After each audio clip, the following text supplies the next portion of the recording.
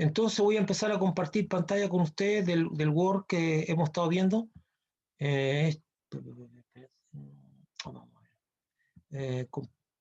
ahí vamos a empezar a ver pantalla. Estamos. Entonces, como todos saben, el ministerio, ahí lo tienen completo ya en pantalla. Entonces, el ministerio de Bethesda de Casa Central USA, con el pastor Ronald Vide, y el ministerio de Bethesda acá en Viña del Mar, para los que ya lo saben que estoy bajo esa cobertura o bajo esa dirección. Entonces, el tema es el verdadero peligro de la iglesia, lobos vestidos de ovejas. Estuvimos viendo Segunda de Pedro, que es bastante largo, pero me voy a tomarme el momento para leerlo, porque en cada palabra retumba en nuestros oídos una advertencia que es sumamente importante.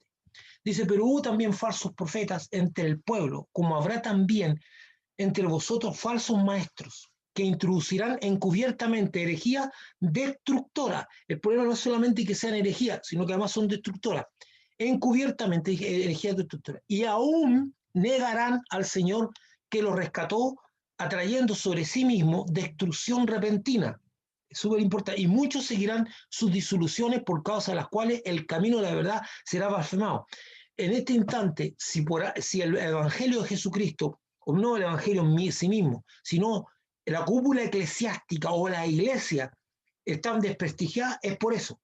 Porque por el comportamiento de algunos que dicen ser y no son, la iglesia queda desprestigiada. Y muchos seguirán sus disoluciones de verdad y será blasfemado. Y por avaricia harán mercadería de vosotros con palabras fingidas. Sobre los tales ya de largo tiempo la condenación no se tarda y su perdición no se duerme. Porque si Dios no perdonó a los ángeles que pecaron, sino que arrojándolos al infierno los entregó a prisiones de oscuridad para ser reservados al juicio. Y si no perdonó al mundo antiguo, sino que guardó a Noé, pregonero de justicia, con otras 7 personas, trayendo el diluvio sobre el mundo de los impíos, y si condenó por destrucción a las ciudades de Sodoma y de Gomorra, reduciéndolas a ceniza y poniéndolas de ejemplo a los que habían de vivir impíamente. Y libró al justo Lot abrumado por la nefanda conducta de los malvados. Porque este justo que moraba entre ellos afligía cada día su alma, justa viendo y oyendo los hechos inicuos de ellos. Una cosa importante, se lo repito, cada vez que usted se encuentre con un versículo entre paréntesis, nuevamente lo repito, es porque la copia antigua no estaba, una más antigua no estaba ese versículo. Sabe el Señor librar de tentación a los piadosos y reservar a los justos para ser castigados el día del juicio, y mayormente a aquellos que siguiendo la carne andan en concupiscencia e inmundicia y desprecian el señorío, atrevidos y contumaces, no temen decir mal de las potestades superiores, mientras que los ángeles, que son mayores en fuerza y en potencia, no pronuncian juicio de maldición contra ellas delante del Señor. Pero estos, hablando mal de cosas que no entienden, como animales irracionales, nacidos para presa y destrucción, perecerán en su propia perdición, recibiendo el galardón de su injusticia, ya que tienen por delicia el gozar de deleites cada día. Estos son inmundicia y manchas quienes, aún mientras comen con vosotros, se recrean en sus errores. No estoy diciendo esto más que algo que errores. La gente dice, pecado, bueno, todos pecan. Pero aquí dice, se recrean en sus errores. Le agrada. Tienen los ojos llenos de adulterio y no se sacian de pecar. Seducen a las almas inconstantes. Tienen el corazón habituado a la codicia y son hijos de maldición. Han dejado el camino recto y se han extraviado siguiendo el camino de Balaam, hijo de Beor, el cual amó el premio de la maldad y fue reprendido por su iniquidad, pues una muda bestia de carga, hablando con voz de hombre, refrenó la locura del profeta. Estos son fuentes sin agua, nubes empujadas por la tormenta, por lo cual la más densa oscuridad está reservada para siempre. Pues hablando de palabras infladas y vanas, seducen con concupiscencia de la carne y disolucionan a los que verdaderamente habían huido de los que viven en error. Les prometen libertad y son ellos mismos esclavos de corrupción, porque el que es vencido por alguno es hecho esclavo de aquel que lo venció. Y terminamos. Ciertamente, si habiéndose ellos escapado de la contaminación del mundo, por el conocimiento del Señor y Salvador Jesucristo, enredándose otra vez en ella, son vencidos. Su postrer estado viene a ser peor que el primero. Porque mejor les hubiera sido no haber conocido el camino de la verdad, de la justicia, perdón, que después de haberlo conocido, volviese atrás del santo mandamiento que les fue dado. Pero les aconteció lo del verdadero proverbio: el perro vuelve a su vómito y la puerca lavada a revolcarse en el cieno. Leí ese texto muy rápidamente porque necesito tomar la segunda parte. Aquí voy a avanzar un poquito rápido, hermano, ustedes me van a perdonar, pero todo esto está en el primer estudio. En estos tiempos de mucha confusión social, donde hay una abierta manifestación de doctrinas e ideologías contrarias a Dios y el Evangelio, estas son activamente enemigas de todo lo que sea Dios y su palabra, pero también de los verdaderos discípulos de Jesucristo.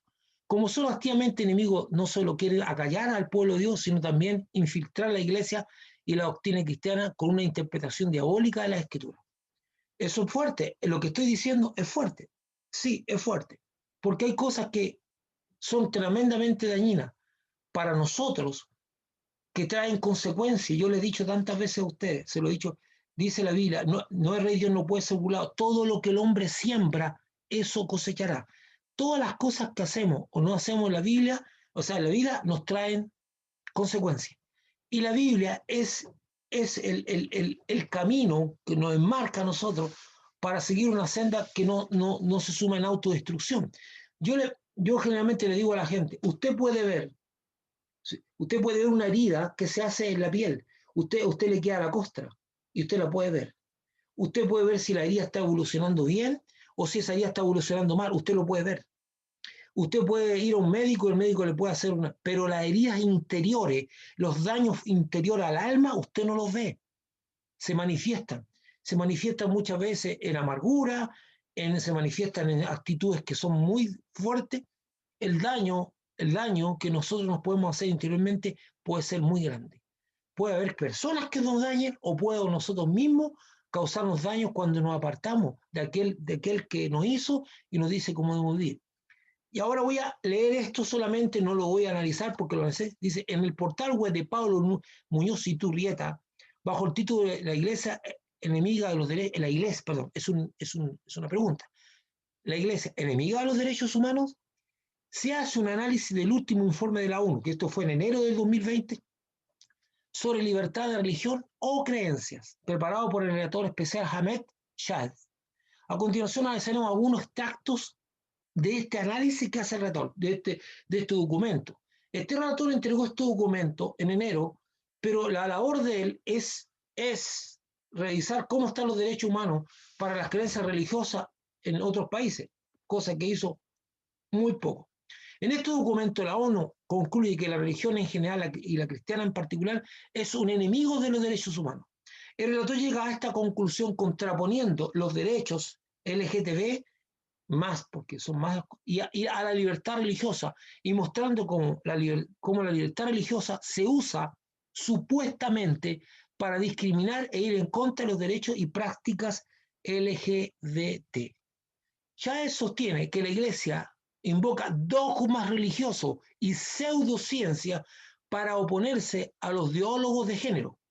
Otro punto que destaca la ONU en contra de la Iglesia de Latinoamérica es que está constantemente estorbando la legalización del aborto y de operaciones de reproducción de sexo. O sea, está constantemente haciendo un estorbo. Ustedes saben que es cierto que nosotros nos oponemos al aborto, nosotros somos pro vida y creemos que ese no es el camino para solucionar las cosas. Entonces, y también la reasignación de sexo. Entonces, ellos o sea, la reasignación de sexo, lo que la persona quiera hacer es cosa de ella, pero que se usen los recursos del Estado, que se puede hacer, a eso nos oponemos. Pero yo le he dicho muchas veces a ustedes que nosotros como hijos de Dios debemos amar a todas las personas, independiente a cómo éstas sean.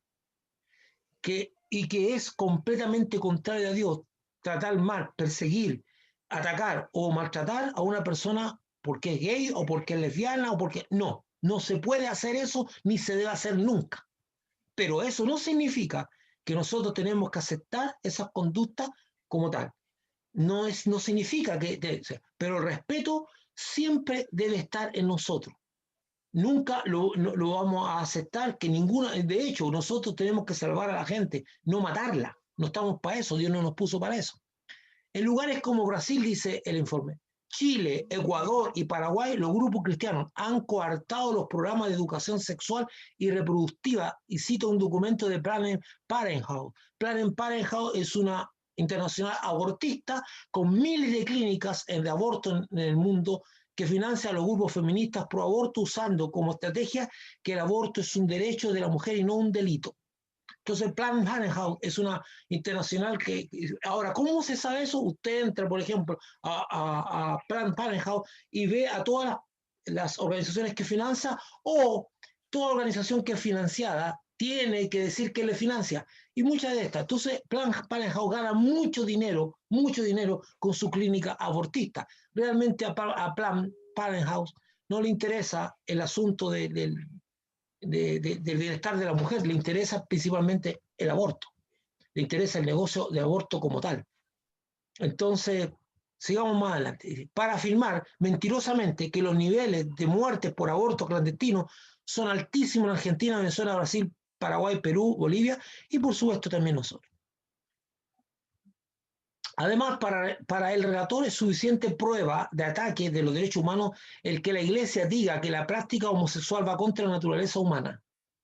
Por último, el relator indica que en las iglesias se ha negado, y esto es súper importante, se ha negado a los colectivos LGTBI más y a las mujeres participar e incidir en el contenido de la fe. Se les ha negado el derecho de manifestar sus creencias a través de interpretaciones igualitarias de género de la fe. ¿Usted está entendiendo? Ellos dicen que el prisma con que debiéramos interpretar la escritura tiene que ser desde la visión de género. Y la discriminación puede ser estigmatizada y castigada por ello. Es cierto, una persona, y no vamos a negarlo, lo más probable es que una persona que tenga pensamientos de este tipo no pueda ser miembro de una iglesia. Eso no, o sea, pero puede buscar otros lugares donde querer estar con personas que piensen igual que él. En este punto ya instruye tácitamente desde la ONU que las ideologías contextuales, queer, la QER, son todas aquellas personas que ellos no calzan, queer significa extraño, raro, son aquellas todas personas que tienen prácticas sexuales que no calzan en el LGTBI+. Ellos no se sienten identificados con ellos y crearon esta cultura que se llama queer. Deberían de regir, dice, queer y feministas, interpretación de igualdad de género, deberían regir nuestra interpretación de la Biblia y de nuestra fe. Ellos están diciendo que tanto la visión feminista como esta visión que a través de esa visión nosotros deberíamos interpretar la Biblia. Y la Iglesia dice que la ONU, a la gente no le queda otra cosa más que aceptar estos sistemas discriminatorios o irse de ella. Así, apelando al aborto y recomendando las interpretaciones queer y feministas de la Biblia, la ONU concluye que constituye un serio desafío para el avance global de la equidad y la privación de derechos LGTBI+, y de las mujeres dentro de las comunidades religiosas. O sea, es necesario hacer una reinterpretación de la Biblia adaptada a esta filosofía. A partir de esto, la ONU establece claros límites a la Iglesia, a la libertad de conciencia y religión. Aquí hay 4 puntos. Que no se puede invocar la libertad religiosa para hablar contra la ideología de género. Que no se puede invocar la objeción de conciencia para no practicar un aborto en hospitales, ya sean públicos o privados. O sea, un médico que no está de acuerdo con hacer aborto, porque hay otros que sí, ellos lo pueden hacer, pero si un médico por conciencia dice yo no me siento cómodo con esto, no puede, tiene que obligadamente hacerlo, o si no, tendría un castigo laboral o de otro tipo. Que no se puede invocar, que la teoría LGTB no nos da las pautas para reinterpretar las Sagradas Escrituras, y se deben rechazar interpretaciones patriarcales de la doctrina cristiana. O sea, ellos van a hacer una interpretación y van a hacer una ideología, o sea, una teología a base de cómo ellos ven la Escritura. Eso, hermanos, durante mucho tiempo nos mataron, hicieron lo que quisieron con nosotros. La Iglesia Católica fue una gran persecutora también de nosotros en un momento, con la Inquisición y todo eso, para tener la libertad de que cada persona pudiera interpretar la Escritura y la leyera conforme como lo ve, y no conforme a un patrón. De hecho, ustedes saben que como pastor siempre abogué y le inté a usted a tener su propia visión escritural, que era necio que usted no pudiera leer la Escritura diciendo que la tiene disponible, y no llegar a conclusiones espirituales en su relación con Dios. Que no se pueden, dice el último, no, que no se pueden avanzar normas heterosexuales en nombre de la libertad religiosa. Estoy leyendo rápidamente esto que ya vio. Chávez considera que es así que los disidentes y activistas LGTB y de derechos humanos deben ser protegidos por el Estado de las garras violentas de las iglesias. La excomunión, o sea, cuando tú dices, tú no puedes seguir esta iglesia porque lo que tú crees son herejías, por lo tanto no puedes ser parte de la iglesia. La excomunión o sanciones serían entonces un atentado contra la libertad y los derechos humanos, cuando se apliquen a un falso maestro que enseñe cosas contrarias a la fe revelada en el nombre de la igualdad y los derechos LGTBI. O sea, ellos dicen que el Estado debería impedirnos a nosotros decirle a una persona lo que tú enseñas va contra Dios y por lo tanto tú no eres parte de esta comunidad. En suma, la ideología de género no puede existir sin el apoyo del Estado.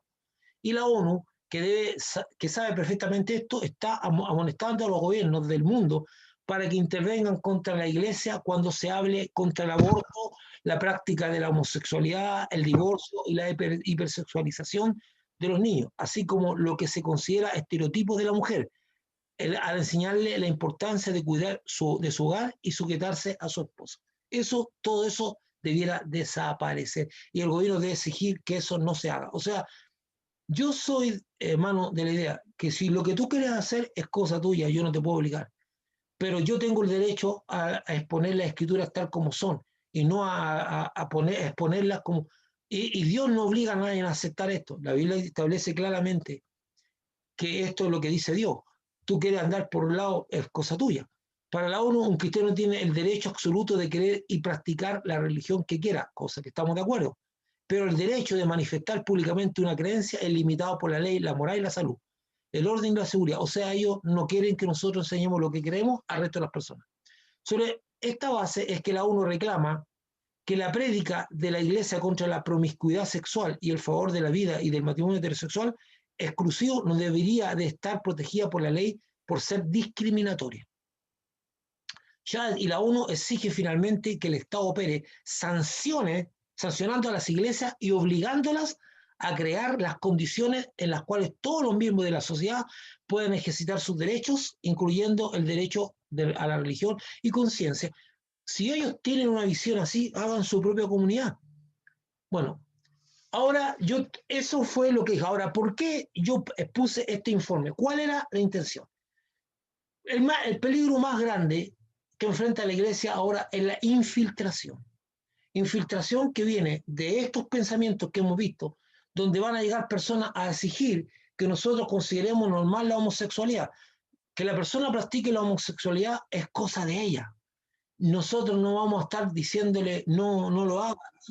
Pero de ahí a que nos digan que nosotros no digamos que la Biblia dice que eso no es conforme a la palabra de Dios, es otro cuento. Entonces empieza eso a crear una infiltración donde incluso el robo, la tenencia de hombres de libertad sexual, incluso aunque usted no lo crea, yo no sé si usted está bien enterado de lo que está pasando en el mundo, pero hay corrientes de donde quieren considerar la pedofilia como un derecho y no como un delito. O sea, si un niño, un menor de edad quiere tener relaciones con un mayor y si él quiere, hay que dejarlo y no hay que... O sea, están creando todo un ambiente muy especial. Entonces nosotros creemos que eso es contrario de Dios y definitivamente lo es. Un niño no está capacitado para poder entender bien lo que está pasando.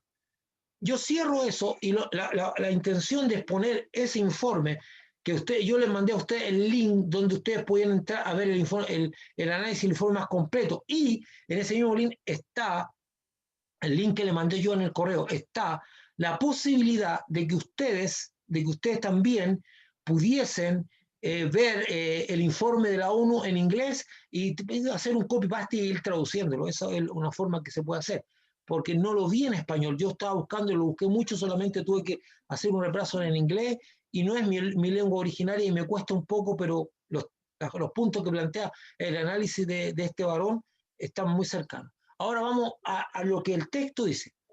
Voy a exponer aquí, existen dos formas de exponer la palabra de Dios. ¿Cuáles son esas dos formas que existen de exponer la palabra de Dios?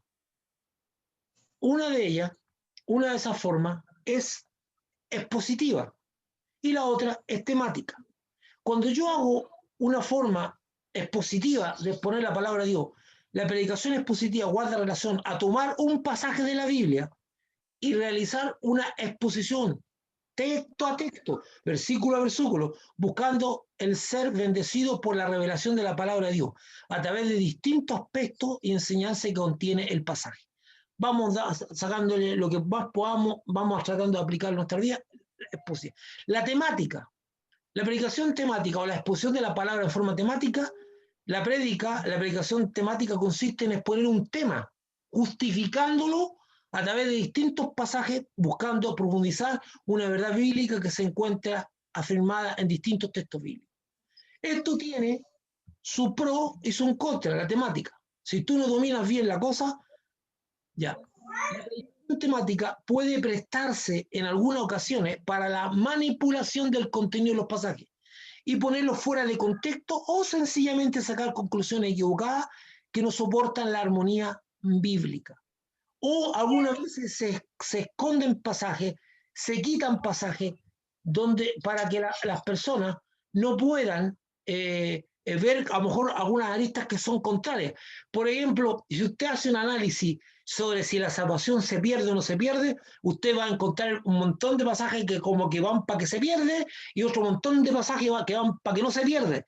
Entonces los que están de acuerdo con la visión de que la salvación se pierde, van a obviar todos los pasajes de la parte que podría presentar la duda de que sí se pierde. Y al revés, o sea, hay temática. Y también con respecto, por ejemplo, al Espíritu Santo y al bautismo del Espíritu Santo, hay gente que dice que no hay bautismo, hay gente que entonces toma todos los pasajes. Entonces, la parte temática es bien compleja. La parte temática requiere harta honestidad para presentar el todo como es y para que la revelación llegue a las personas. En 2 de Pedro 2:1, pero hubo también falsos profetas entre el pueblo, como habrá entre vosotros falsos maestros que introducirán encubiertamente, ponga atención a ese asunto, encubiertamente herejías destructoras. Esto es súper importante. Miren, un día me tocó leer un libro que se llama Cristianismo en Crisis. Y en ese libro, el presentador dice algo que a mí me impactó mucho, que es una gran verdad. Si usted se siente a escuchar una predicación y es una persona que no está muy así con la mente bien atenta, usted puede escuchar 16 minutos de puras verdades de Dios bíblica. Pero en el minuto 17 se tira una tremenda herejía que pasa colada hacia usted porque usted escuchó 16 minutos de puras verdades. El encubierto, el meter cosas encubiertas, tiene esas técnicas que las personas no las percibían a simple vista, que son energías destructoras. Mire, para que yo he tenido conversaciones. Vuelvo a decir, por favor, lo que voy a decir a continuación no tiene que ver con porque a uno lo califican de homofóbico o yo no siento ni un odio por esas personas, todo lo contrario, y conozco personas que tienen eso y me relaciono con ellas lo más normal posible, ellos saben mi pensamiento, nunca he sido muy amables con ellos, cariñosos, y en lo que yo he podido hacer por ellos sí. Pero en un momento usted empieza a acusar creyentes y gente que empieza a hablar, no con la Biblia, sino que le empieza a hablar con las emociones, con los sentimientos, pero qué culpa tienen ellos, que aquí, que allá, que por qué nosotros aquí, por qué, y empiezan como a tratar de convencerlo a uno que no es contrario a Dios lo que ellos están haciendo. Entonces o sea, a mí no me tienes que convencer, pero tú no pesques la Biblia y la tuerza para satisfacer una cuestión emocional. La Biblia dice lo que dice y se acabó. Es lo que dice. Entonces empieza como lentamente a utilizar sus emociones, porque ahora todo el mundo, y escuche, cuídese de eso, man. Cuídese de eso. Mire, usted tiene que usar estas dos cosas. Esto, su cabeza, sus pensamientos y su corazón. Nunca uno solo. Hay gente que es pura cabeza y no es capaz de limitar hasta qué punto puede llegar en herir a una persona. Y algunos que son puro corazón. En este instante lo que domina la sociedad es el dominio de las emociones. Todo es emocional. Todas las decisiones se toman emocional, no por la verdad, sino por las emociones. O sea, tenemos una parte emocional y también tenemos una parte racional. Las dos cosas deben ser utilizadas. El sentido común no es enemigo de la fe. Hay gente que dice, no, que yo le tengo fe a Dios y voy a meter la mano al fuego y no me voy a quemar. Te vaya a quemar igual.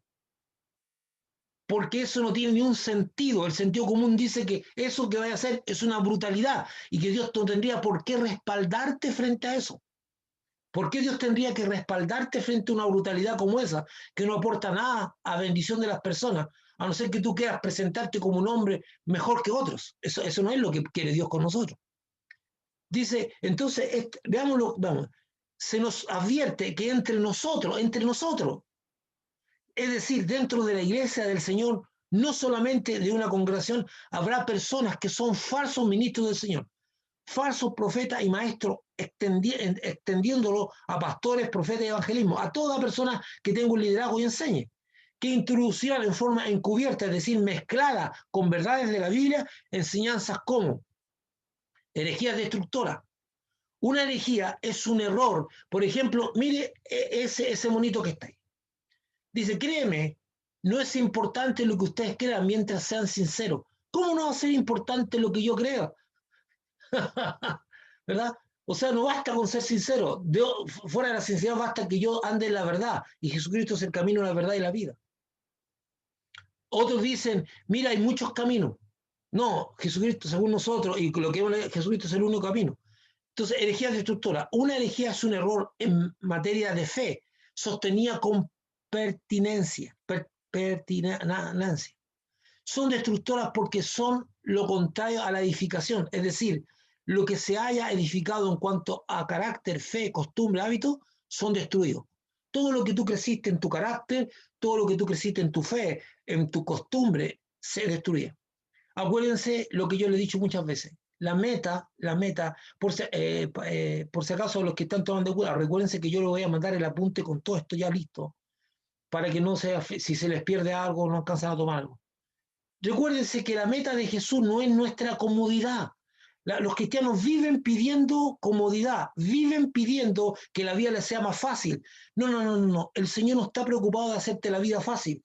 El Señor está preocupado que tú crezcas en carácter, que sea carácter, que seas más paciente, que tengas más fe, que tengas más benignidad. Todo eso son características del carácter, que Dios quiere que tú crezcas en carácter. Y para que tú, si para crecer en carácter tú necesitas pasar momentos difíciles, Dios no lo va a evitar en tu vida. Y yo lo dije una vez testimonialmente, y lo vuelvo a reiterar aquí testimonialmente. Yo no me recuerdo ningún momento de felicidad o de mucho jolgorio o de mucho que me haya hecho edificar como momentos de tristeza y de dolor. Cuanto más crecí, fueron momentos en que enfrenté conflictos que no podía resolver, situaciones que no podía manejar, momentos dolorosos en mi vida, fue cuando más crecí como persona. Por lo tanto, ahora, ¿por qué Dios está interesado en tu carácter más que en tu carácter, en el desarrollo de ti como persona? Porque si tú te paras ahora y yo te dijera, mira todo lo que hay a tu alrededor, mira todo lo que hay a tu alrededor, y lo más probable es que si tú te das vuelta a mirar lo que hay en tu casa y veas todo lo que hay a tu alrededor, quizás cuántas horas de sacrificio hayas invertido para obtener lo que tú tienes. Pero te tengo una mala noticia. Nada de lo que tienes ahí y que te costó mucho trabajo, te lo vas a poder llevar. Nada. Sin embargo, tú vas a poder ir a la presencia del Señor con todo lo que creciste en carácter. Tu carácter te va a acompañar más allá de la muerte. Por eso Jesús dice, inviertan primeramente en el reino de Dios y su perfecta justicia. Entonces, invierte más en el desarrollo de ti como persona. Por eso Dios está más interesado en algo que es eterno, en algo que perece, en el desarrollo de tu carácter. Segunda cosa que dice, negar al Señor Jesucristo. Sutilmente restan mérito al sacrificio de Jesucristo. Muestran formas y caminos alternativos. La consecuencia de estos falsos profetas y maestros es la autodestrucción por su misma enseñanza. La consecuencia, bueno, eso ya ahí yo le mostré eso la vez pasada, ¿verdad? De la oveja, dice, esta a mí no me engaña. Y todo está. El siguiente pasaje, que no vamos a leer, no es todo lo que leímos, son aparte nomás. Y muchos seguirán sus disoluciones por causa de los cuales el camino de la verdad será blasfemado. Porque un montón de gente sigue. De repente usted escucha, hermano evangélico, hablar tanta tontera. Tanta tontera, hermano. Usted lo escucha alguna vez hasta por la, de repente una interpretación mea rara que tienen de la escritura. Y casi, o sea, la gente que lo escucha dice, esto es un maldito evangélico. Yo he escuchado a gente que dice, ¿por qué? Porque no es que estén defendiendo la fe, entre comillas, a Dios no hay que defenderlo, a Dios no hay que defenderlo, métaselo bien en la cabeza. Yo no ando defendiendo a Dios, si Dios es Dios que se defienda solo. Usted ni yo necesitamos defenderlo. Si alguien está ahí contra Dios, bien, es tu pensamiento, lo respeto, está bien. Pero hay momentos, por ejemplo, hubo gente que salió a defender en forma ridícula al hombre de allá de la iglesia, de la iglesia de Santiago de la JH, cuando todas las evidencias que tenía era que era un patán, un falso hombre de Dios, con un adúltero que trasquilaba a su oveja, le sacaba hasta lo que no tenía en plata, eso todo lo vimos, todo el mundo lo vio. Y de repente empiezan las justificaciones del hombre de Dios y justificaciones como esta, ay, el que toque al ungido de Dios. Esas son formas tan extrañas. Hermano, yo soy pastor, además soy ingeniero. Y como pastor le digo, yo no soy un hombre especial, tengo una responsabilidad especial y también soy oveja. Y la Biblia pone cosas sobre mí, que debo ser ejemplos de la grey. Por lo tanto, y los que me conocen aquí saben que yo lo hago. Si había que poner mesa, yo era el primero que estaba poniendo mesa. Si había que sacar silla, yo era el primero que estaba sacando silla. Si había que empezar algo, ahí adelante, vamos mostrando el camino. Yo le decía a la gente, pastor, usted no tiene que hacer eso. ¿Y por qué no? ¿Y por qué no tengo que hacerlo? ¿Qué me hace diferente? Entonces empezamos a tener una concepción tan extraña del ungido de Dios que no se puede tocar. La Biblia dice, examina, dice claramente en hebreo, dice, examina cuál ha sido el resultado de su conducta e imita su fe. O sea, examina qué clase de conducta lleva este hombre o esta mujer que dice ser parte de Dios. ¿Qué clase de fruto lleva esta persona? No, pero esas son argumentaciones ridículas que hacen que la gente dice, ¿cómo esta gente es como un ganado que lo llevan al matadero y no dicen nada? No, el pueblo de Dios no es un ganado, nosotros lo debemos a Cristo, a Jesucristo, y no lo debemos a nadie más, a persona alguna. Yo no soy deudor de nadie, ni nadie es deudor de mío. Como dice la Biblia, tantas activamente, o yo tengo otra Biblia, o estoy equivocado, la Biblia dice, lo que tenías que hacer, hiciste. No hay mérito alguno en nuestras obras. Lo que teníamos que hacer, hicimos. Ahora, si usted se sintió bendecido por alguna cosa, bendito sea Dios, yo le doy gracias a Dios porque me utilizó a mí y quiso hacerlo, pero no más allá, no es más allá. No hay veneración, no hay ninguna de esas cosas. Segunda de Pedro capítulo 2, versículo 2 dice, la enseñanza errada y disoluta, disolución es relajación de vida y costumbre, según la RAE, de los falsos ministros de Dios lleva a que el camino de Jesucristo sea blasfemado, es decir, se digan injurias contra Dios y su palabra. Esto es grave. Dice el versículo 2, 3, 9 y 17, y ahí hay unos saltados, no lo tengo corrido, está el 2, el 3, el 9, el 17, y por avaricia harán mercadería de vosotros con palabras fingidas, sobre los tales ya de largo tiempo la condenación no se tarda y su perdición no se duerme. ¿Sabe el Señor librar de tentación a los piadosos y reservar a los injustos para ser castigados en el día del juicio? Estos son, miren lo que dice, estos son fuentes sin agua. No, ¿sabe lo que significa fuentes sin agua? ¿Sabe lo que el agua representa en la Biblia? El agua es el Espíritu de Dios. Son fuentes sin espíritu, vidas sin el Espíritu de Dios. Nubes empujadas por la tormenta. O sea, van para cualquier parte, para los cuales la más densa oscuridad está reservada para siempre. Quiero hacer una pequeña detención aquí. Yo les dije a ustedes, se lo he dicho muchas veces, que hay ciertos versículos de la Biblia que a mí me mantienen años y años meditando sobre ellos y me cuesta entenderlo.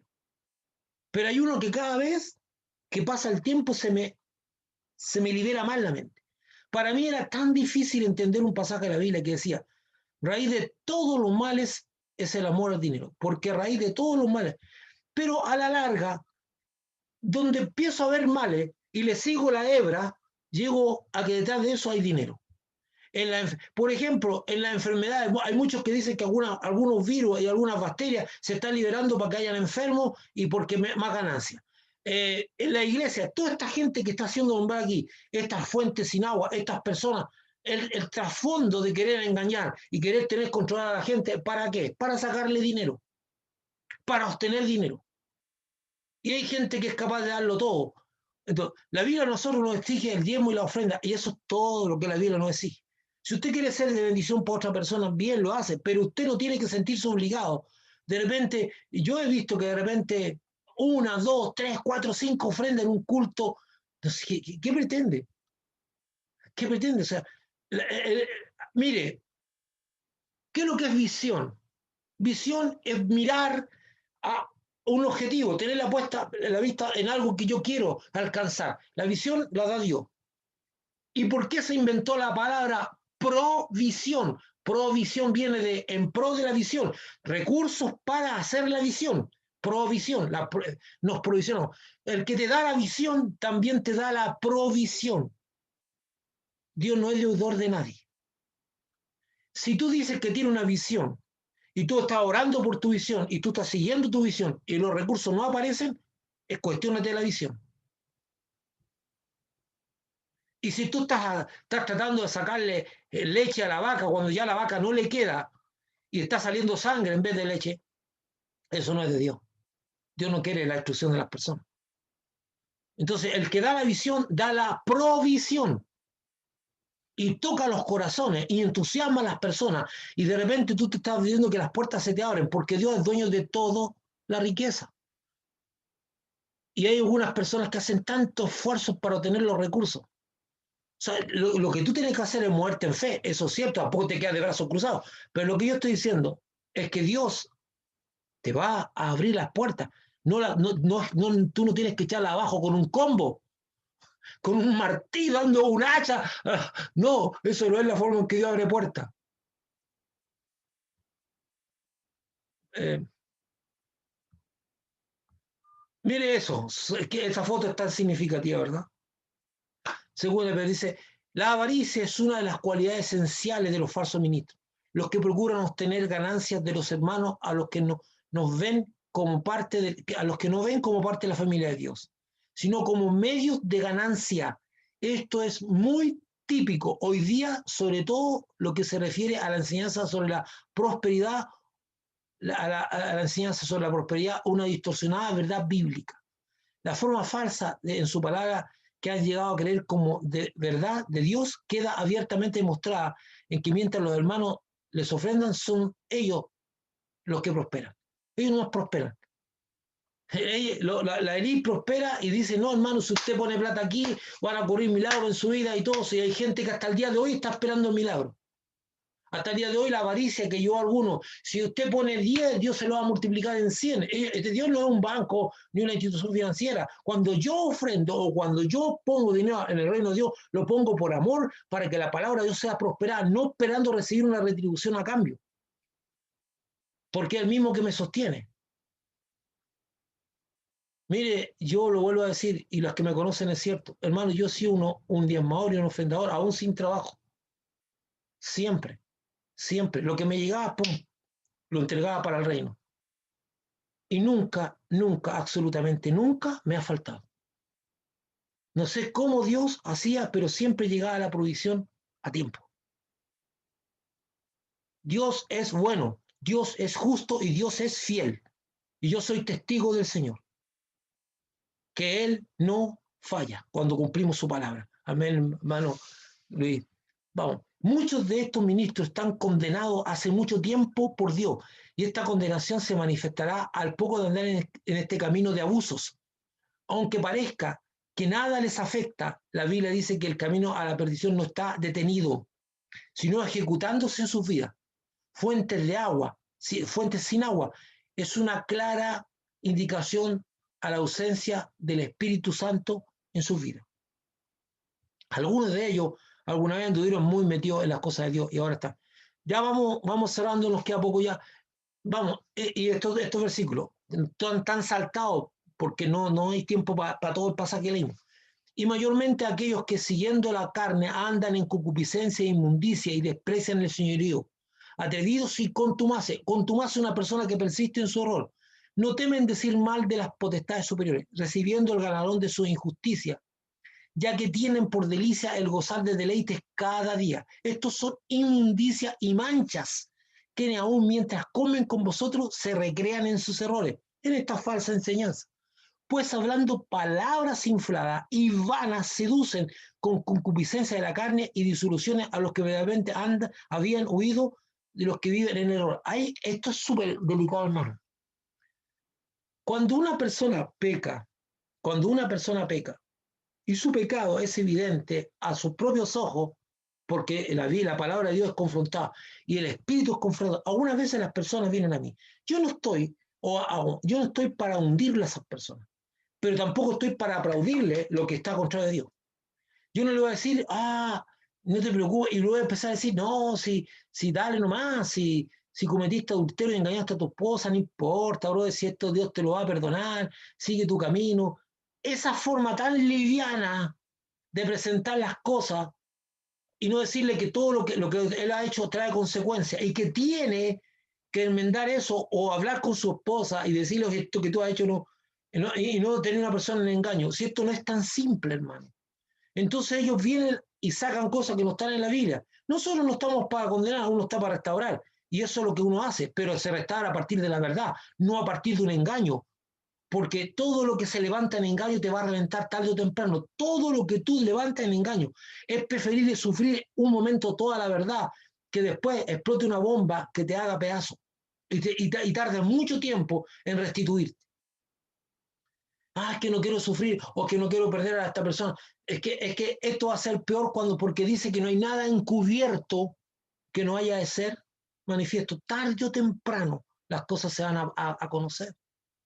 Entonces, estas personas van y le dicen, no, sigue nomás en ese camino, no te preocupes, el camino de contra Dios, porque se deleitan. Estos falsos ministros siguen la carne, es decir, su voluntad está ligada a la concupiscencia, pues andan en apetitos desordenados de placeres deshonestos y detrás de todo tipo de deleites que contaminan el cuerpo seriamente, cosas que el Señor Jesús aborrece, por lo cual esto, al andar en la inmundicia, esto es convertirla en un estilo de vida. Convierte en un estilo de vida. Desobedecen al Señor, por lo cual desprecian su señorío. El ser atrevido podía ser una cualidad para algunos, pues dice, relaciona a atreverse. Sin embargo, cuando esto está ligado a la contumacia, o sea, al persistir en el error, que significa ser rebelde, porfiado y tenaz en mantener el error, mantenerse en el error, esto resulta en condenación. Esto resulta en condenación. Es bueno que la gente sea atrevida, pero no contumaz. Porque si yo me estoy dando cuenta que estoy equivocado y mantengo, no. Y es lo que le pasó a Saúl. Saúl, yo te dije que decía, no, yo lo hice. ¿Cómo lo hiciste si yo te mandé a matar a todos esos animales y tú no lo hiciste? No, yo lo hice. Pero yo estoy escuchando los mugidos de las vacas y todo eso, y tú sigues. Y el hombre seguía insistiendo hasta que la evidencia ya, contumaz, es algo que Dios aborrece. Yo le dije que hayan cosas que Dios aborrecía. Y Dios aborrece. Dios aborrece a la persona que se autojustifica. No es que yo lo hice por esto. No, no, no. No importa por qué, si es contra Dios, tú asumes tu responsabilidad. Haya justicia en Cristo Jesús. Jesús es tu justicia. Tú te arrodillas y pides perdón y clamas a la sangre de Jesús que borra todo pecado. Esa es tu justicia, no tus explicaciones, no tus excusas. Porque somos campeones para excusarnos, somos campeones para justificarnos. La única justicia que hay en nosotros es reconocer que cometimos un error, que pecamos y ponernos de rodillas ante la presencia de Jesús y decirle, Jesucristo, perdóname en tu sangre. Y Él dice que Él es justo y fiel para perdonar tu pecado. Pero no es dando explicaciones, no es justificando lo injustificable, es tomando la justicia de Cristo en nuestras vidas. El efecto de seducir, persuadir suavemente para algo malo, cautivar el ánimo, eso es persuadir, seducir, en la RAE, en la Real Academia Española, hacia la concupiscencia de la carne y la disolución a los que habían dejado este camino cuando se decidieron por Jesucristo, es el fruto de los falsos ministros. O sea, una persona que vuelve a ser seducido por lo mismo del cual salió. Hay gente que estaba metida era, no sé, por una persona una máquina de engañar a la persona con la cual estaba, o una máquina de mentir, una máquina de robar, salen y escapan de eso, y estos tipos los seducen para que sigan practicando las mismas cosas. Tienen los ojos llenos de adulterio, no se sacian de pecar, seducen a las almas inconstantes, tienen el corazón habituado a la codicia y son hijos de maldición. Han dejado el camino recto y se han extraviado siguiendo el camino de Balaam, hijo de Beor, el cual amó el premio de la maldad. Acuérdense que a Balaam le pagaron para que maldijera al pueblo de Israel.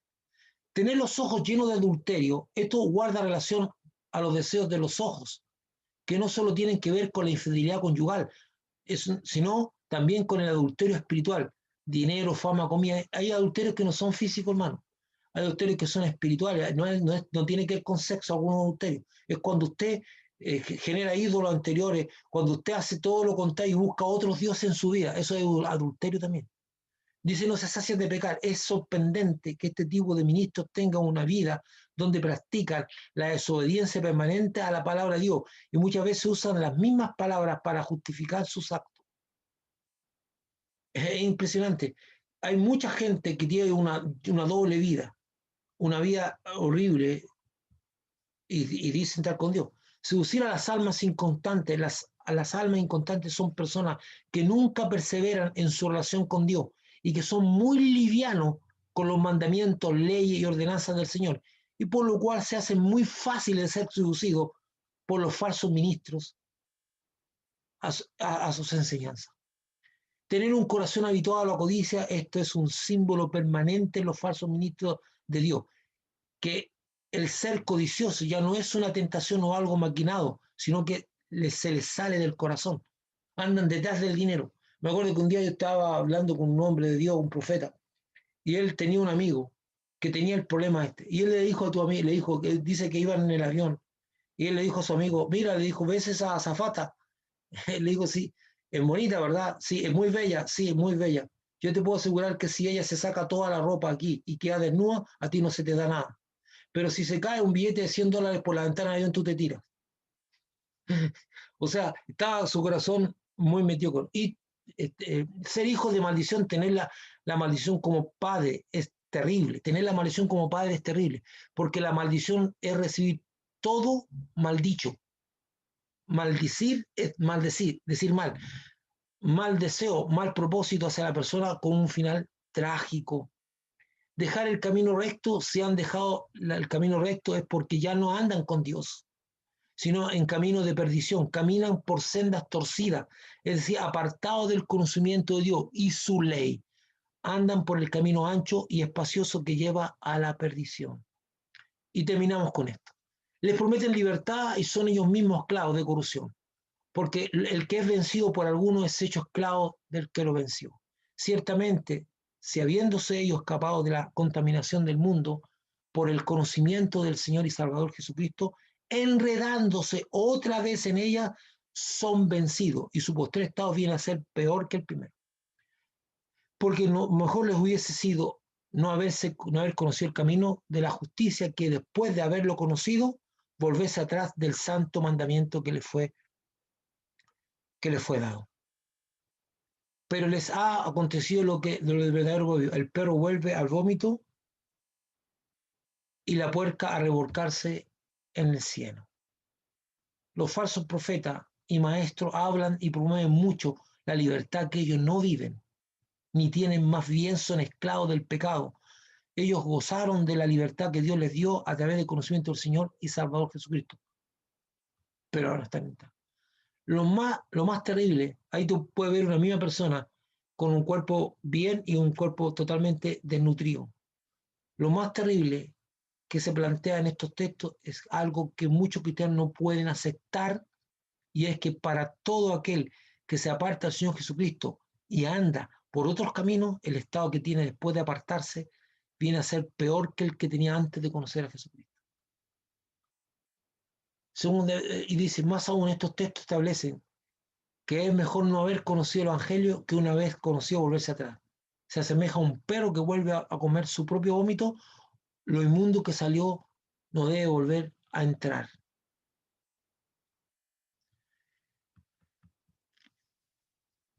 mis hermanos, Dios me los bendiga, perdón por haber ido tan rápido, me detuve, tenía que haber partido con la segunda parte inmediatamente, pero quise hacer un pequeño repasito. Sé que es mucha cosa y se le voy a mandar los apuntes para que usted lo repase, pero son tiempos difíciles. Hay mucho hombre que sale y dice que es un falso ministro del Evangelio, que no conoce la palabra de Dios como tal, que si algún día anduvo en las cosas de Dios, ahora están apartados haciendo cosas que no. Y hay que tener cuidado, porque esto va a nacer del interior de la iglesia. Esto va a nacer desde las propias personas que están ahí dentro de la iglesia, van a aparecer estos falsos ministros.